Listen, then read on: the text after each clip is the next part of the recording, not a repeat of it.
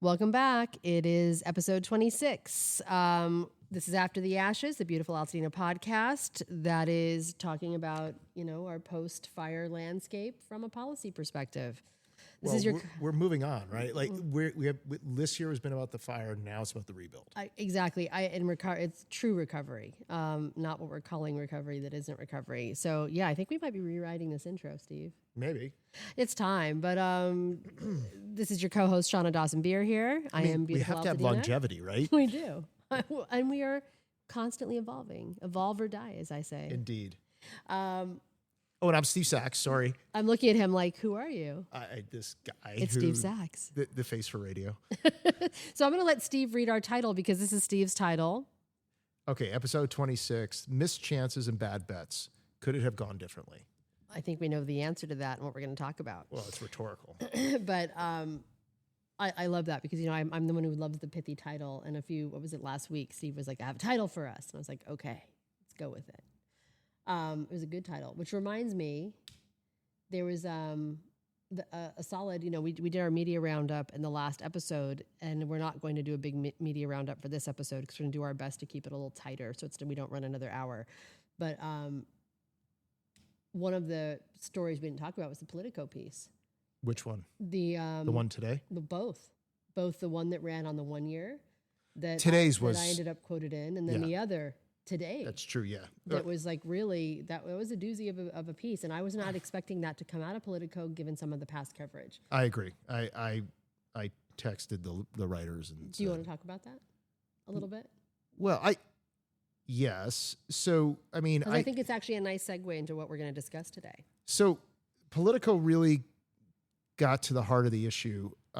Those of my readers who have read today's post know I talk about taking leadership, or true leadership is taking responsibility. And, I really gave Liam Dillon and Melanie Mason a shout out because this piece really went at the heart of our electeds, particularly Bass and Newsom, and how they didn't show up. Mm-hmm. That they were only going to do what they felt comfortable with. And, I really take them to task in my piece. The joke my friend in D.C. says, who works with me and when we go to D.C., is, Steve, don't fold your arms. Don't cross your arms. Because if you cross your arms, you're pissed. And today, this was my equivalent of the writing crossing arms. Yeah. Because the people who are living in RVs, the people who are not in their homes, the people who are affected by all this, they don't get to worry about being in comfortable situations. Yet our governor decided not to sit down and have candid conversations in public because it was uncomfortable. And it's an insult to those that were affected by all of this because they didn't have a choice, but he does. And this is the man who wants to lead our nation. Anyway, you'll read my piece, you'll hear the seething, the dripping sarcasm and the dripping difficulty I had with the way it was the way that they acted. And both Mason and Dillon gave very good quotes. They were fair, but they were not sympathetic. Right. And I think the one that was great that they wrote was, the circumstances presented the duel Bass and Newsom with a no-win situation. Be there and face the wrath of the fire-stricken residents, or remain behind closed doors and look like they're ducking their constituents. Mm-hmm. Need I say anything more? No, I think that says it all. And as I said, the score, how many people, did either of them show up? Nope. No. And, they also talked about how there's only 9 homes that have been built in a year. Yep. And those are, either were started prior to the fire or prefab.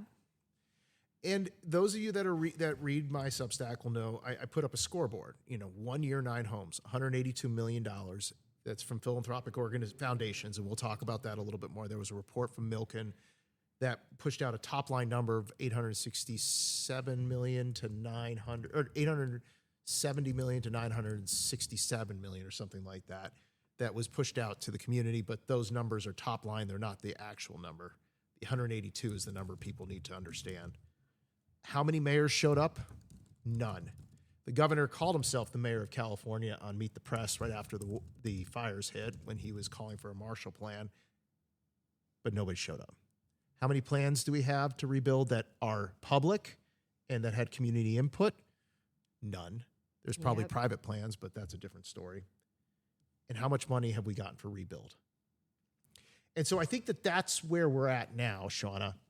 And I think it's time to think about where we are today versus where we could have been had things had gone a different direction.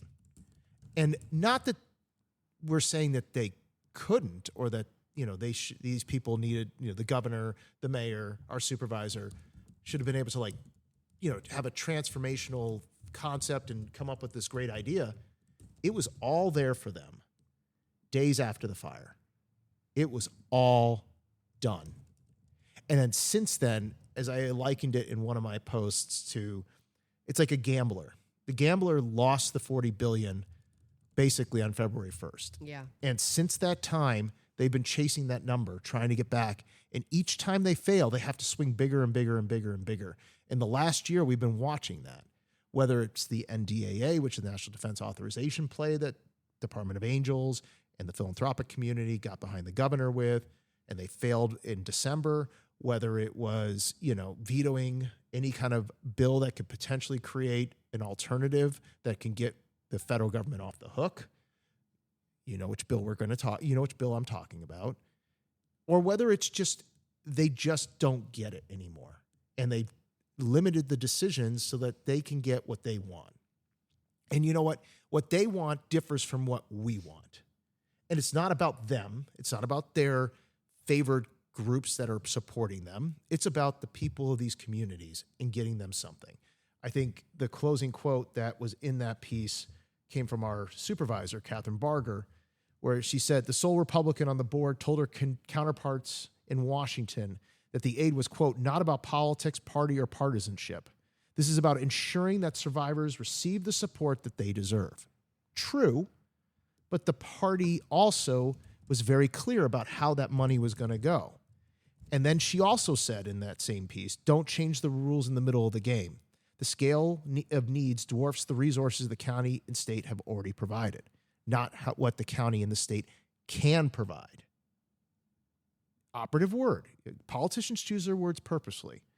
I look forward to working with my colleagues in Washington, and if you're listening, to bring supplemental disaster aid to Los Angeles County. Folks, let's go back to January 7th. Let's back up a year because, you know, like Shawna was saying in the last session, we all have been feeling a little bit of PTSD and a little bit of trauma. And even, you know, those of us, we've kind of put those days out of our minds. At least I know I have. Well, except we can't. And it constantly comes back. But I'm saying I don't remember with great clarity what was happening. I just know I was on adrenaline. Yeah. And the answer was, in the day after the fire, we were working on that bill that became 797. Mm-hmm.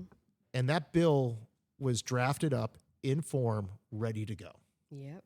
So for those of you that have lost your homes and wanted to sell your land,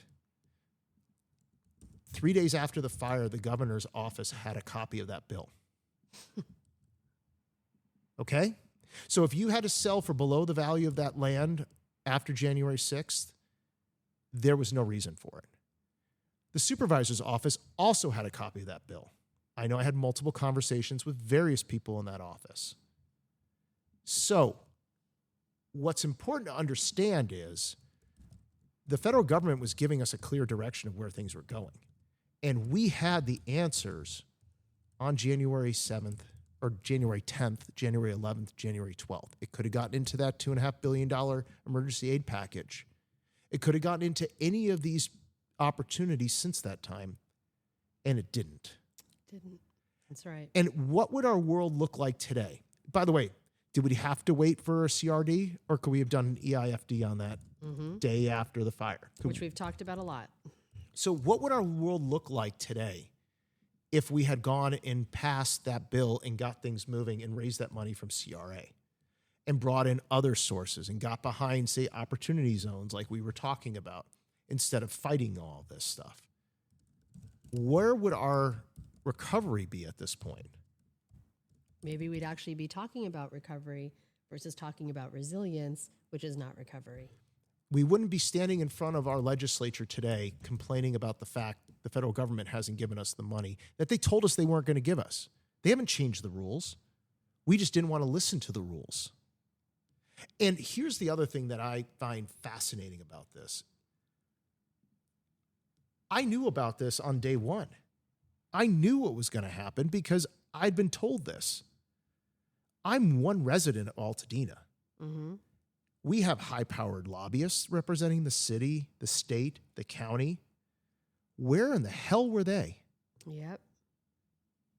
And it goes back to this notion of either our electeds didn't know what they were doing or they were doing this for a reason other than what they've told us. And so that, I think, Shawna, is the key piece here that we're not hearing about. They made a bad bet, and they're doubling down on that bet. And instead of doing the right thing, which is admitting failure and fixing it, they're continuing to go down this road because guess what? It's more beneficial for the governor to stand up in front of the legislature and rail against Trump, for Catherine Barger to get up in front of the group in front of everybody yesterday and blame Trump, than to actually solve the problems. It's not Trump that's the problem. As I said, Trump is the wind. The fire is being lit by our own electeds internally here in California. We have the resources. We can marshal the resources. Other people understand that. People in Washington understand that. So why are we where we are today? That is the question I ask. And where could we be? I know where we could be. We could have been rebuilding already. We could have money coming in. We could be talking about things like shared equity solutions with the Small Business Administration. We could be talking about economic development and helping small businesses get rebuilt. We could be talking about not burdening our homeowners with debt. We could be talking about people having a solution to sell their lot so they don't feel pressure. We could be talking about giving people hope. We could be talking about prosperity. And instead, we're talking about what? Affordability, resilience, negative, requiring the government to get us out of this. Yeah, all we're doing is blaming the feds, like blaming FEMA, which is getting us nowhere. Because it's easier to do that than it is to solve the problem. And I think this is the problem. This is the canary in the coal mine that our community, our state has to start to look at is this is not an isolated event. These happenings here in Altadena and the Palisades are not isolated. And this isn't just Republicans talking. As you say all the time, Shawna, this message is coming from inside. It is. You can talk to other folks in the Democratic Party and they get it. Yep. If there wasn't Donald Trump there, well, most would say if there was Biden, they would have had all the money they needed and everything would have been fine. But this is the world we live in today. And we can choose to put our head in the sand and ignore reality and continue to re-victimize. You know, the governor had that line in that story from the LA Times when he got back from Washington the beginning of December. Remember, he was gallivanting. He was in New York, and he went and met with, the big banks and told them, we're going to do it different. He went down to Washington, and he stood outside, the administrative buildings and asking for somebody to pay attention to him. And he didn't do it, which that's embarrassing. You don't do that. Then he went up to the Hill and didn't meet with anybody that got him anywhere. And he stepped outside and said, they keep re-victimizing the people who should be getting this disaster money. You know who's re-victimizing us? Our own government, our own representation. I mean, local leadership. Why? Exactly. Because they don't want to solve it. We've talked about this so many times, and it's one of the things that I think I raised in the KCRW episode that we were on for the anniversary, and it was the simple fact that we have these tools. This all could be done. So the bills are written. There's an opportunity here for our electeds, our governor, our local leadership to actually pave the way and to be creative and to do something different and to actually think outside of the box. And instead of getting stuck in the same power structure and the same things that, that they're stuck in because this is what they need and it's how their system works and they have to keep, keep this thing going. I want to say keep the grift going, but fucking feels that way right now. Right? There's no other. There's no logical. There's no answer. other logical answer to it other than that. But the bottom line is that there's such a tremendous opportunity for our local electeds, for our state, and even our federal leadership to create a model for how to do this for recovery, because this is not the first time. It's sure as hell not the last time. This, has gone down as the most expensive disaster in the history of the United States. We just, took out that title from Katrina, from Hurricane Katrina in New Orleans. So, the fact that we're here and we know we're going to be here again sooner than later. It's the reality. We can talk about climate change or not, but the bottom line is, this is our new world. These quote unquote unprecedented things are in fact precedented. They're precedented, and they are happening, and we know it. And how are we not planning for this? And how? Well, I don't want to digress into that conversation, but how are we not working on how we're going to solve rebuild and recovery solutions for communities like ours when this happens? Because this has to be solved. So let's not go back just for us, for everybody else. Let's go back a year. Let's go back to January of 2025. And Scott Wiener introduces that bill right after Trump got elected. And we're going to, Rob Bonta was there too. Oh, Rob. Here we go. Do your job, Rob. And we're going to quote Trump-proof California. Remember? Yep. And, we spent $50 million, which we couldn't find the money, a couple $1 million to do AB 797, but we found $50 million to pay law firms to quote Trump-proof California, right as we were asking for $40 billion. Yep. And so on the one hand, we're saying, it's like a kid that says, I'm going to move out and I don't need you anymore, parent. I don't want my trust fund. I'm going to do it my way. And then when the parents cut off the trust fund, they say, well, wait a minute, you can't do that. You changed the rules. I mean, what did you expect that Trump was going to do? You think he was going to sit there and go, you know what, I'm going to give you guys $40 billion. I don't care. You can Trump-proof me, and then you can use that money to, continue to come and attack me. If you're going to do something like that, you better be able to stand on your own 2 feet. And the irony is we had the tools then to do it. It was communicated to all the right people. So what happened? I think that's what we're all asking is what happened and why does this keep happening?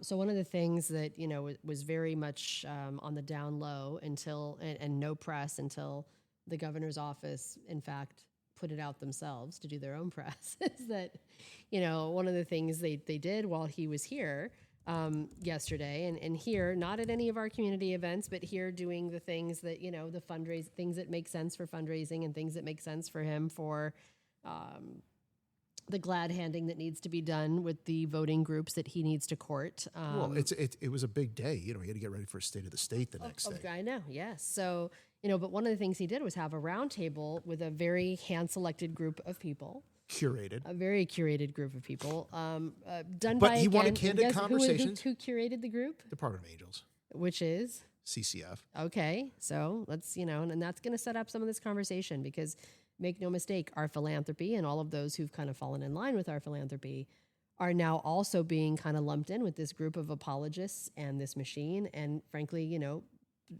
are becoming part of the problem because they are all just falling in line with part of the system because they have to, because they take that money. Yep. And they are now part of this machine, even if that's not their intention or their desire or their goal. And all they want to do is good work and they need money from somewhere.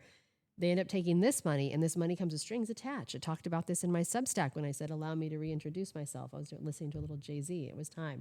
But because I hadn't written in a while. And one of the things that I stated is that, like you, my fellow organizers in the Palisades, I am not funded, and that's deliberate. It's specific so that I can operate outside of these systems, so that I'm not beholden to any individual entity, need to continually get funding, need for all these things, and it's why, I'm somewhat limited in that regard by what I can do. I don't have the benefit of a PR team like some of the other quote unquote community leaders that we're seeing a lot of in the press, very deliberately, because they have very expensive PR. And I know exactly what that gets you because I have been that paid operative. But that is not the path that I and others have chosen. And here we are. But, this roundtable happened that was, back to this, like, no press, don't talk about it, hush, hush. handpicked group of, people who were the quote unquote, real people on the ground wanting to inform our electeds. It was Gavin Newsom. It was the feds this time. It was Schiff. It was Adam Schiff. It was Padilla, in a room to hear what they could do through executive orders or through federal government executive orders. There's no executive orders that any of them can do. Correct. Other than the governor. He's the only executive in the room. But what the feds potentially could do and to help and to create smart, since we haven't had any yet, some smart policy to try and get us somewhere. I'm like, great. Good thing we're having this conversation a year late after the fact, but I'm glad we're having There's a Substack, if you want to know. Correct. So all of that to say, it was very interesting to see what the governor's office put out about that and to hear from, some people in that room, kind of what the tone was and what was being done. But, the question that I had, and I have this question repeatedly, I have this question a lot, and I know you've raised it in different ways. It never ceases to amaze me, and this is not just a statement about our governor. This is, our supervisors, our mayor, it's literally our attorney general. It is literally everyone. It never ceases to amaze me how disconnected these people are from the realities of their constituents. Like, how the fuck are you this oblivious? And I find myself saying, like, is this just the machine? Are you really this checked out? Is it the example I make all the time, for the 5th district, that it's just, there's no way to be on top of all of it. And, like you've got 60 kids, half are neglected. District work is hard. District work is hard. I get it. District work is hard. And this is why I say often I have so much respect for the people who do this work. It's good staff. You have to have good staff. Correct. But I'm like, how the heck are you so disconnected? Because apparently multiple issues were raised that we know, because we've been talking about them ad nauseum, that quite literally had these electeds and their, legislative aides like, what? Like, well, like, I mean, like what? Like genuinely shocked to hear these things. And it's like, oh my gosh, how do you know what's not happening? And I think then the greatest example of this, that and why, you have not just me and not just you, but so many people in the community saying, hey, we call bullshit, guys. We call bullshit because, you see that right on the heels of this announcement was made by the governor's office that like $1.73 million in state money would fund the creation of 673 affordable rental homes that will be offered first to those affected or displaced by last January. I thought it was 107 million. 107 million. Yeah, 107.3. you said 1.7. Oh, I did? Yeah. I'm sorry, guys. I am. And the reason why I joked about I am that, reading this, but yes, 107.3 million. Yep. So, we announced this like, oh, this is so great. The big headline, this is the headline. Newsom announces $107 million for affordable rental homes to aid LA fire survivors, okay? But 40 of those are going to the VA. Yeah. None of them are in Altadena or the Palisades. No. 0. Okay? So holy shit. If you need, I don't know what bigger red flag you could get to the fact that that's the big announcement, Shawna, not the Marshall Plan. That is not the fucking Marshall Plan. He promised the Marshall Plan back in January of 2025. Where's our Marshall Plan? And they actually have the balls to say HCD continues to prioritize fire survivors at our properties throughout the LA region, and we looked forward to seeing these additional homes brought to completion as soon as possible. And that was from their director, Gustavo Velasquez. And, Gustavo, shame, because, there were 2 Altadena properties specifically on that list that applied for these grants, because it wasn't like it was just granted. Or isn't just handed over. It's not a gift. People have, grant applications are there. That's its an entire sphere. Okay, it's an entire specialty, and there are people who do that work, and it's it is no joke. And people did that to get these things where people need them most in Altadena, and we got 0. Yet we are the headline for this feel-good statement, for this look at what we did when you didn't do shit. Literally nothing. So that is the net, and I don't even know where to go with that. But, speaking of FEMA, right, because we were talking about FEMA, one of the other things that came down yesterday, and I don't know if you have found out any more yet, but evidently FEMA made some sort of announcement or policy. I haven't heard anything. Stating that there will be remediation, post-remediation soil testing in our fire zones. Now that, if you've been listening to me all these episodes, that is a huge piece if it's real. I need to verify it. Steve and I have been trying to verify that and get more info and have not been able to yet. But, that came straight from the top, that was happening. I have to imagine that would be publicly. Right? Yeah. So where is it? It's nowhere. Or our electeds delusional as well, thinking that it happened and it didn't. Right? I know. I wish you could see Steve's face right now. Steve, like, what the fuck? Nobody knows what's going on. This is the whole point. Is that let's call this one a developing story. We will report back when we have more. If and when. If we have more. Look, at the end of the day, it goes back to, I go back to those post-fire days, and I go back to sitting there at the hotel, having drinks with the electeds, and talking to folks in D.C., and knowing that this was the path. We had it. We were ready to go. And nobody in their right minds politically only goes all in on one path. Yep. There's always a plan B. Yep. And the fact we didn't do that left us entirely exposed today. And I think that it's time back to the LA Times, there's a reckoning. And this is the truth. That's the whole point. And then when they had the chance to actually make good on it after it went through regular order, what happened? Yeah. We got vetoed. Yep. Why? Yeah. Nobody has given us a real answer on that one. Nope. And I mean, this, we keep saying it. I'm going to say it again. It's because everyone is stuck being part of this machine, being stuck and beholden to just doing the same thing the same way because it maintains the power structure, it maintains their control over the money, and they rather have control over, a few $100 million than actually get us the 20 billion plus that we need, which is really disturbing. And everyone listening, everyone in the community, you should really be bothered by and asking these questions too, because when you dig into it and understand, most people don't understand all of this, can't even begin to understand this. It's not things that any of us think about because we shouldn't have to. But the bottom line is we have had the financial tools to fund our own recovery without federal money since January 8th of 2025. We could have Trump-proofed this whole thing. Correct. And we have chosen not to. And no, to the person who called me out on Substack and said, I must be a Trumper because I had the audacity to criticize or question our Democratic leadership. No, I'm not. I'm about as, progressive and left as they come. But guys, I also have a brain and I also have eyes and I see. And at this point, I'm not putting my head in the sand and no one else should. We have to start asking the hard questions. Why is this the choice that continues to be made in our name? And I say in our name because everything is in the name of the fire survivors, like the evidently $1 billion that has flowed through philanthropy and fire survivors. It's not $1 billion. Well, listen, he's saying it's not $1 billion, but it looks like that's what the head of the Pasadena Community Foundation said in Pasadena Now yesterday. Said it was $1 billion. This is a town of $100 million deals, just like the $100 million for homelessness. It was $182 million that our philanthropic foundations pushed out through in that report from Milken.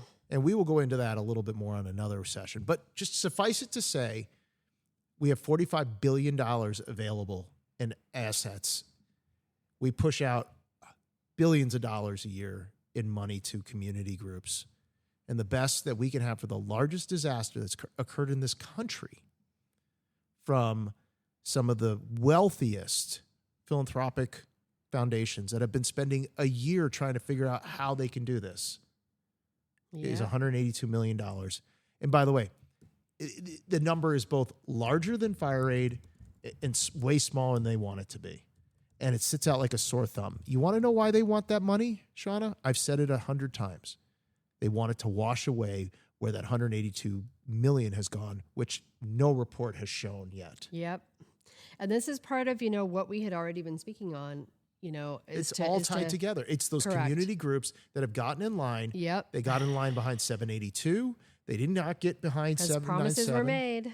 And they are now beholden, and the fiscal sponsors, they're not even 501c3s. They give their money through the fiscal sponsors. And the report is very dismissive of how the public can understand what a fiscal sponsorship is. which is very insulting. And then on the flip side, just, it's just, these are the droids you're not looking for. Yep. These are, these are not the droids you're looking for. No, I know what you mean. I know what you meant. It is, it's beyond disturbing. And I know who wrote it, and they did a great job. Like, I'm going to be honest. Like, this was a political document. It was not going to go well no matter what. But this was also CYA. Yeah, I know. So that for those who don't follow, that's covering your ass. It's a lot of ass covering because, and again, it's really, the stuff comes out. It's like, well, look, it all went to legitimate orgs. But then you talk to people in philanthropy, as I do, because there are people in our community who have multi-decade careers in philanthropy who will off record have very private conversations about this. And I wish some of them would start their own kind of deep throat. Alta Walls or Water Wars. Yeah. I wish they would start their own kind of deep throat whistleblower anonymous accounts on Substack talking about there's so much dissatisfaction. I hear correct. it too. So privately they'll talk about it. But, I've heard repeatedly the stories of after the fire, when this money started to flow, of some of these large philanthropic orgs telling all of their orgs and all of their subs to hurry up and come up with fire programs so that they could be eligible for this money. Yeah. And did that money actually, especially ones who were in trouble and needed money, and, did that money get into the community?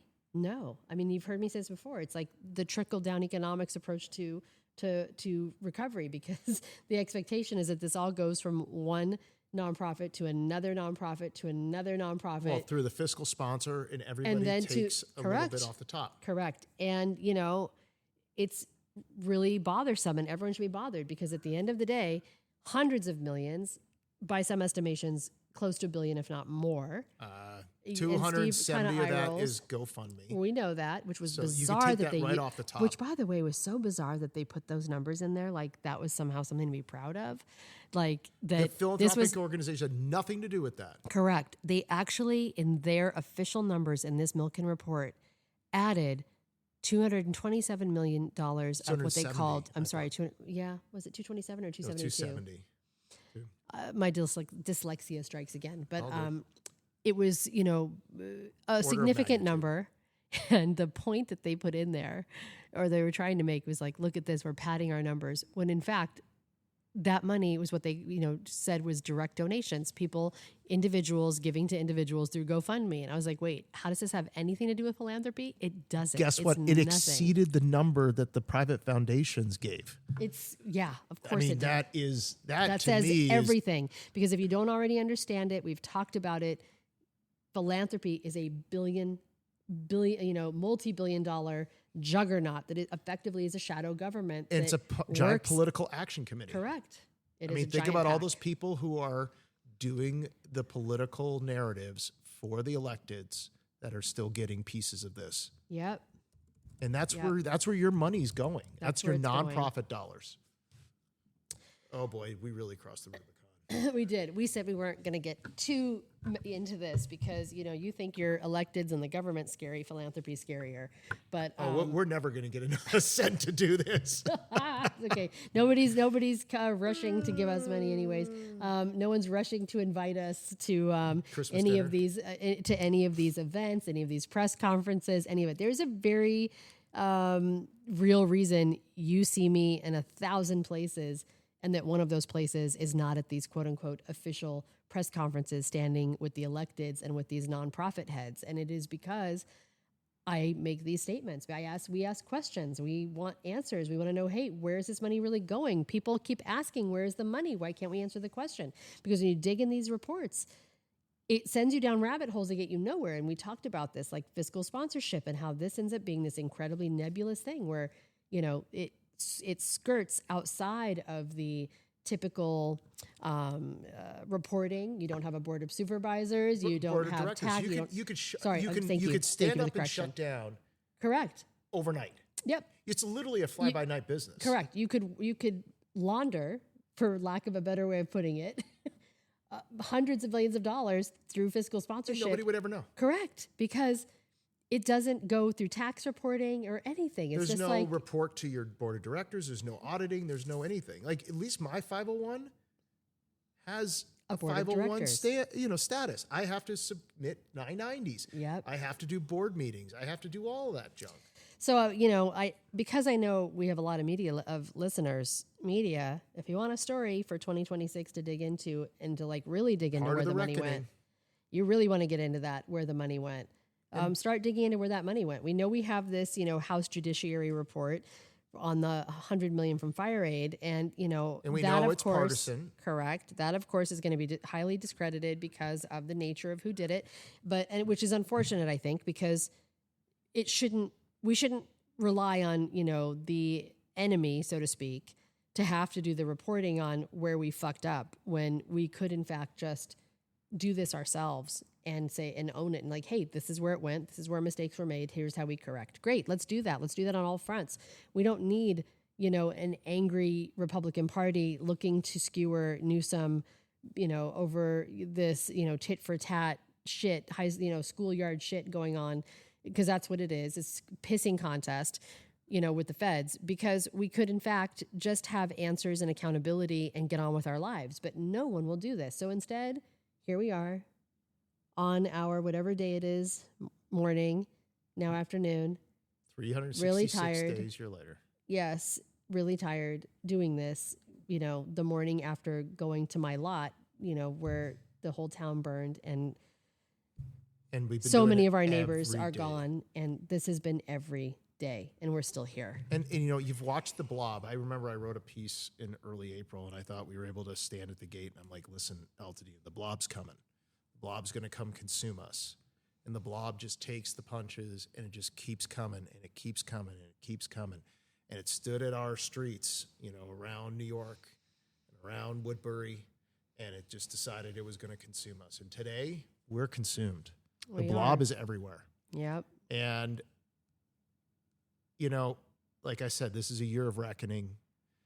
The Blob has also failed.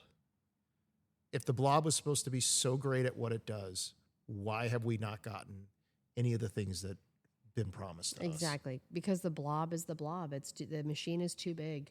Well, and but the machine has reached a point where the bigger the chain gets, the more likely you are to find a weak link. So you would think, right? And remember, this is the same Blob that ran homelessness. Yep. This is the same Blob that people are sitting there going, well, look at all the money We've that said has this a few flown times through California, and where has it all gone? We have said this a few times that And this is not a Republican talking point. Nope. Because guess what? Democrats pay taxes too. And guess what? Neither of us are Democrats. Are Republicans. Well, according to ChatGPT, I'm like a progressive. Anyhow, according to my Freudian slip, I don't know. Maybe we are going to be Republicans, or we're being called Republicans anyways. I don't fucking know. I don't even care at this point. I don't care. What I am is someone who's had my whole town burned down, and I'm really tired, and I'm sick of this shit, like so many others, and would just like to see something be right. That's it. Well, like how hard is it? How hard is this, and why? It could have been right. Yep. And I guess that's the part, as I've been doing this for the past year, when I finally had a minute to breathe over the Christmas break, and I looked around and I started thinking back to those early days, it was so disconcerting because as we bring this full circle, and we are full circle, as I said on KCRW, we're back to where we started on January 7th, because we still don't have any money. We still don't have any opportunity. We still have a government that's failed us. Yep. And, the time has come for those daggers, those questions that Steve Lopez and the LA Times promised to really start to fall.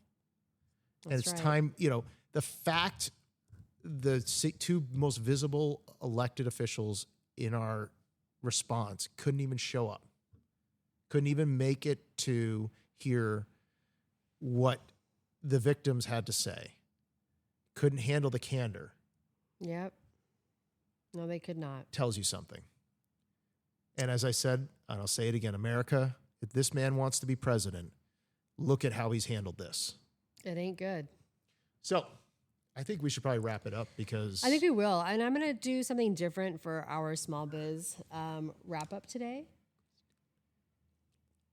Do you want to talk about that? Sorry, Steve is giving me a look, and we're having a little Yeah. a very on-air, off-air conversation about, I'm like, do we want to go there? I wasn't going to go there. Then but let's if you not want to go go there, do you no, want to go there? No. We lost someone very important in the community. Yeah. I mean, my Substack readers know. Yeah. Well, and so do our group. Everyone Yeah. in our group knows too. Yeah. And I don't, There aren't words. there aren't. Yeah. It was tragic. Yeah. And I also don't know if this is the place. I don't want anyone to think that, I don't want to muddy that memory with No. this really ugly That's subject true. matter. That's true. Yeah. Yeah. But everybody should know about that, and hopefully does. And I mean, this is what we keep talking about. That so many people have died as a result of this fire. Yeah. Oh, sorry, guys. Now Steve's going to make me cry. Steve looks like he's going to cry. Well, I mean, it's because, just, it's constant. It's constant. It's nonstop. I mean, we know that we've lost people to mental health issues, to suicides, to so many things. But also there are just hundreds. We had the Cedars-Sinai data come out showing the massive uptick in cardiac events and heart attacks, in upper respiratory issues, and other just general illness following the fires for both of our communities, Palisades and in Altadena. And we know that there's going to be hundreds more because, again, the data shows us that is, like it or not, it's what we have coming. A lot of people, there's going to be a lot of fallout of this. We have a lot of neighbors who expose themselves to a lot of scary shit being left on their own. Well, and also... And having to go home too soon, and now living in toxic homes, and, everything else that we keep talking about, and all these issues that we keep amplifying. Well, and also it's, at the end of the day, the stress. That's what I'm saying. And we're not getting the support. Like, every time you and I are out here fighting for this for a reason. Every time we hear of another death of, be it someone we, who is someone in the community that we all really know and love and a familiar face and name, or the neighbor that no one is going to talk about because nobody knows who that person is living a quiet life. None of those deaths are going to be part of the death toll of these fires, but they are part of the death toll of these fires because there's no doubt that the stress and exposure and the ongoing stress and re-traumatizing that we are all living is not taking years off of our lives. And for some people, that is being expressed a lot faster and a lot more clearly with what we've seen. And unfortunately, I think are going to continue to see. Well, and it's sad that these are avoidable. These are preventable. Yep. It was all preventable. But even the afterwards, even though we couldn't control exactly what happened on that day, everything that's happened since. Yep.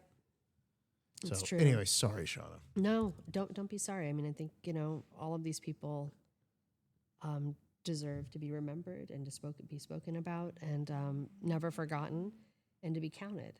Yeah. Because every single person that we've lost is important and needs to be counted. And these are lives. These are people that enriched all of our lives. That's right. And in this case, that was the person that called when the fire was happening on the canyon and we were out to dinner and said, you need to get home. Your house is going to go. There's a great KCRW piece that has been recirculating about how she and her son were out there fighting this fire. Yeah. And that's what I mean when I say exposure, because, whether or not we want to talk about it or it's ever going to be, discussed in a meaningful way, because there's far bigger concerns when you lose a loved one. There's no doubt that had to be a contributing factor. How could it not have been? Well, it's just the weight of it all. The weight of it all and being out there literally in the smoke and flames, trying to fight these fires, trying to save your home. Yeah. Which no one should have been left to do. No one. Yeah. So yeah. Okay. We're gonna round it out All with what would normally be our small biz shout out, but I'm gonna change it up a little bit. Steve's looking at me like, what's she doing? Because I actually have been meaning, speaking about like Substack and the things that you mean to write, and then you just never sit down and don't have time to do it.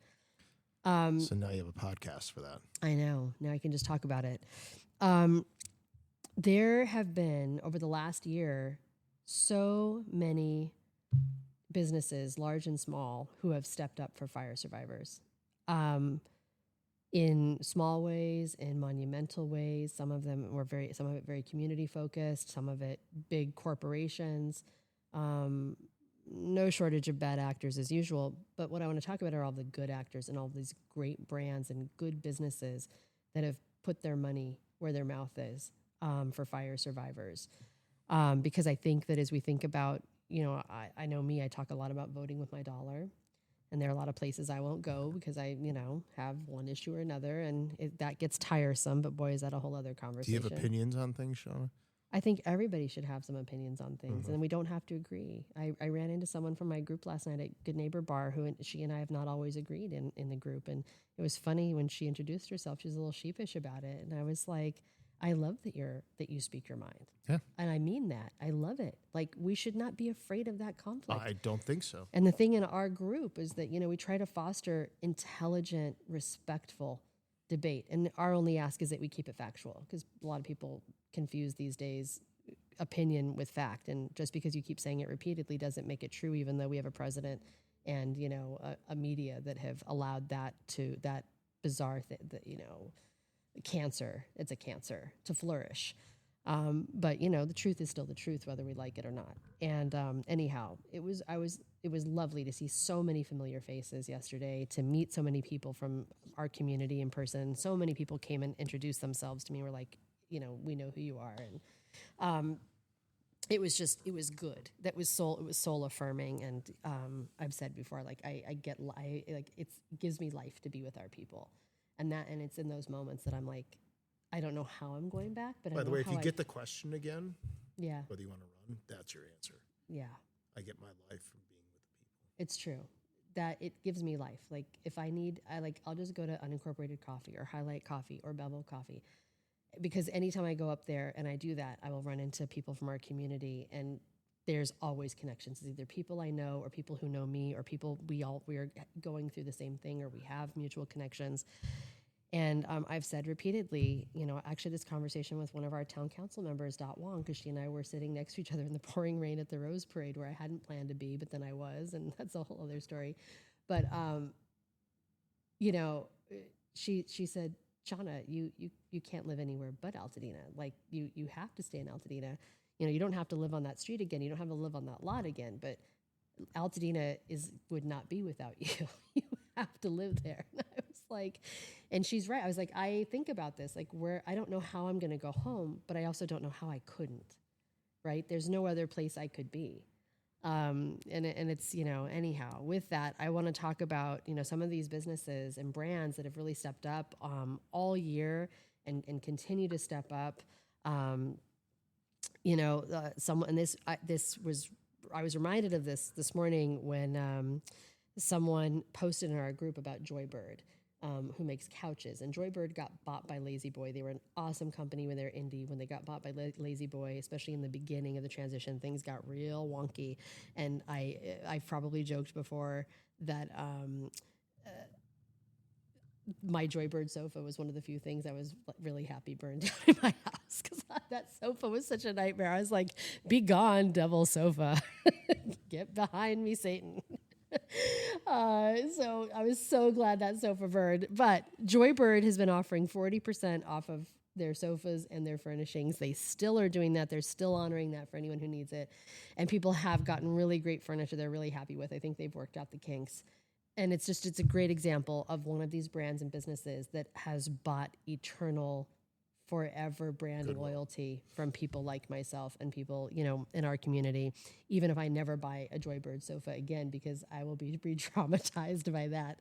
I love that they're doing it, and I want to talk about the fact that they're doing it. There's been so many companies that have done this. You have Crate and Barrel, who is still offering 20% off of everything. Same with the Williams-Sonoma brand. So Williams-Sonoma, Pottery Barn, West Elm, which, by the way, I did not know until just recently that they have a combo Pottery Barn West Elm outlet in Ontario.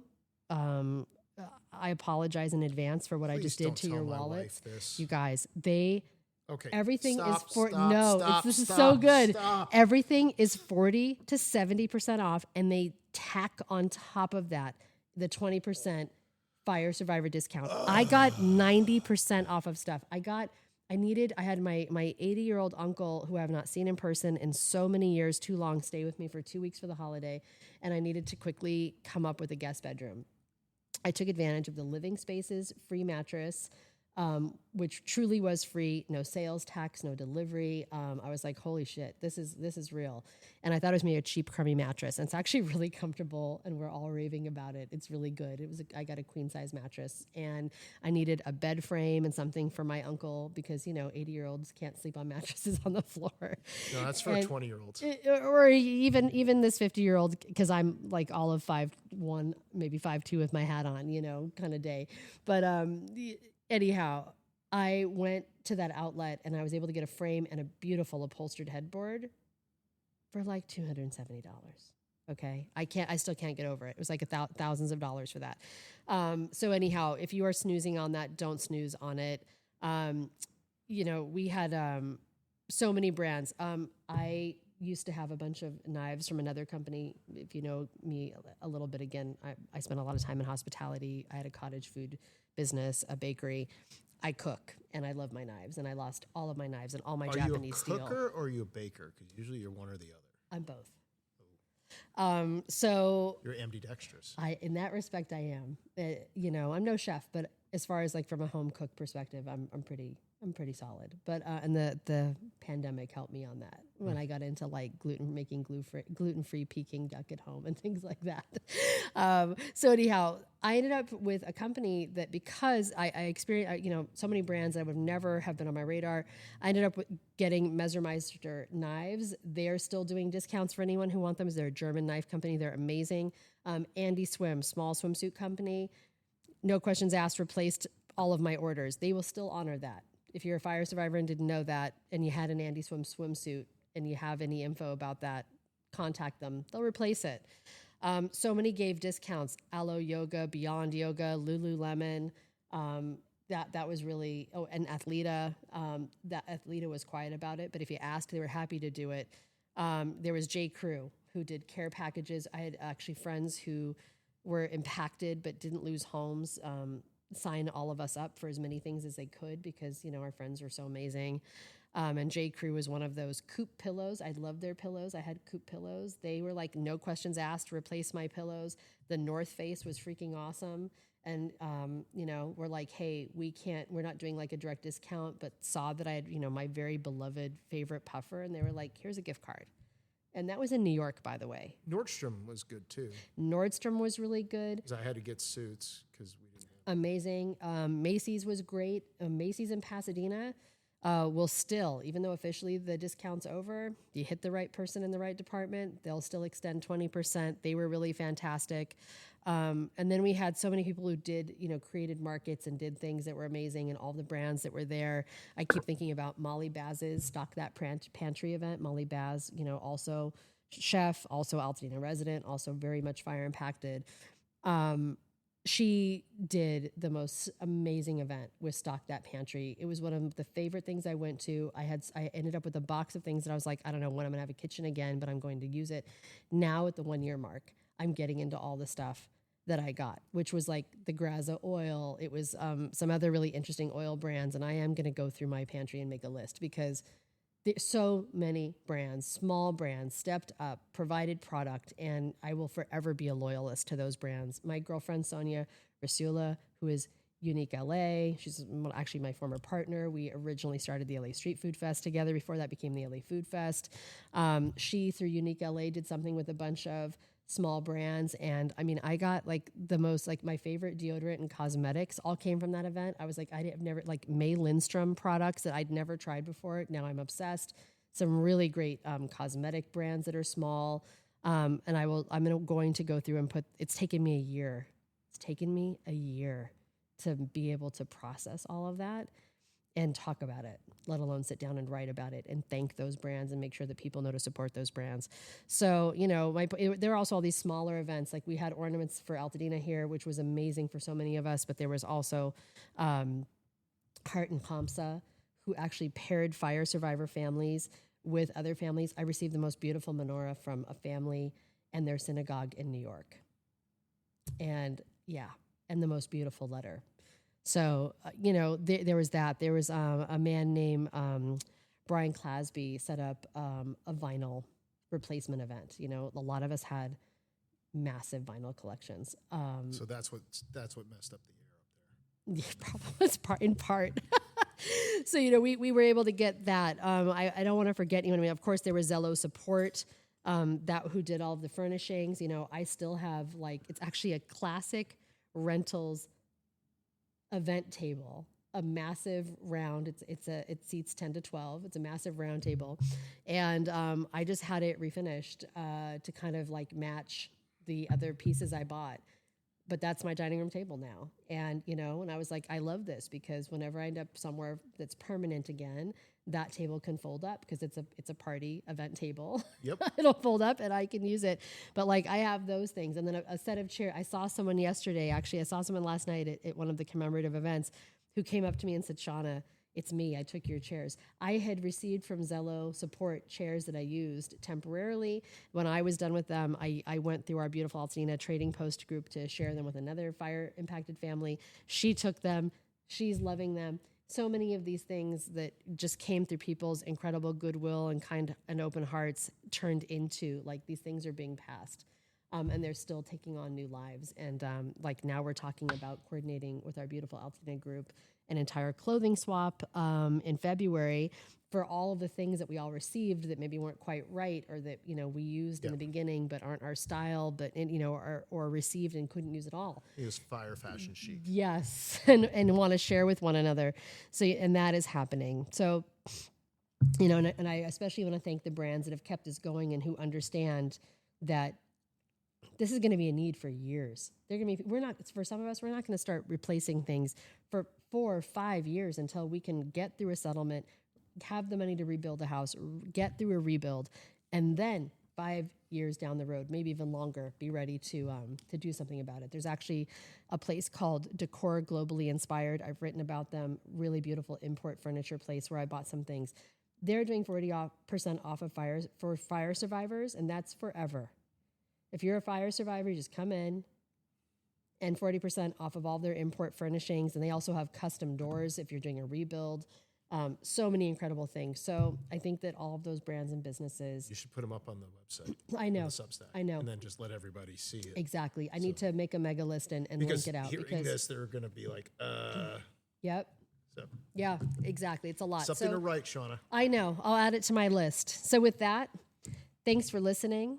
We'll see you on the next one. Until then, you can find. Yeah, we'll be back next week. 2 episodes this week. So 2 more episodes next week. Today is the 8th. So the last 2 episodes have been January 8th. Correct. We're recording on January 8th, and we forgot to mention that. We didn't mention that, but this and episode 26 and episode 25, both recorded on Thursday, January 8th, just following, or really the anniversary of the fire, because so many of our homes and buildings burned on the 8th.